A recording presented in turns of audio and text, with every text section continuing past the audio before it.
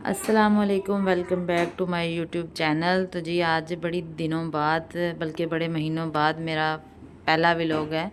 तो प्लीज़ मेरे चैनल को लाइक शेयर सब्सक्राइब कर दिया करें, क्योंकि जो भी मेरी डेली रूटीन होती है हल्की फुल्की चुन्नी मुन्नी सी आपसे ज़रूर शेयर किया करूँगी।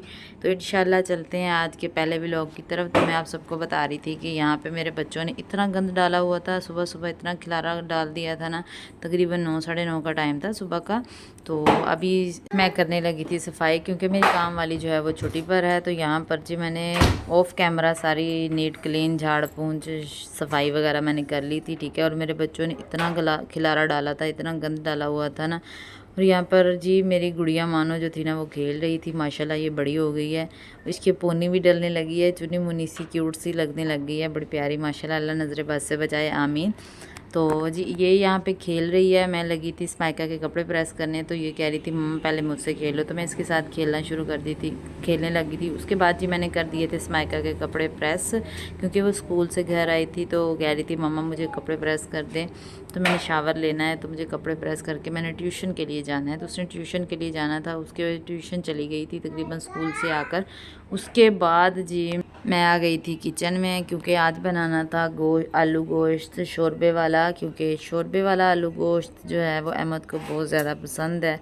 तो उनकी मेरी कोशिश होती है कि वही चीज़ बनाएं जो अहमद शौक़ से खा लेना। तो यहाँ पर जी सालन हमारा बन के तैयार हो चुका था, और इसका जायका टेस्ट काफ़ी अच्छा बन गया था, और अच्छा खासा शक्ल से भी आप लोगों को अच्छा नज़र आ रहा होगा कि काफ़ी अच्छा बना हुआ है। उसके बाद जी मैं लग गई थी रोटियाँ बनाने के लिए, क्योंकि छोटा बेटा जो असद अली है ना वो कह रहा था मामा मुझे भूख लगी है। तो मुझे खुद को भी बड़ी भूख लगी हुई थी, बाकी सब ने तो खाना खा लिया था।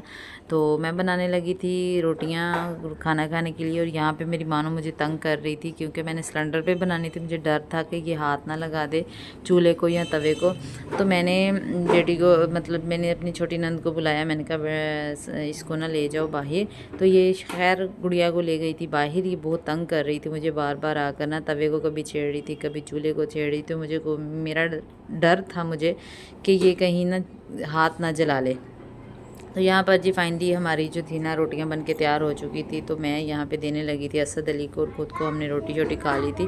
उसके बाद जी मेरा बेटा आ गया था दोपहर में सोने के लिए। रूम में एसी ऑन था, बच्चे सो रहे थे, और गुड़िया मेरी का आप लोग हाल चेक करो, उसके सोने के तरीके चेक करो आप लोग।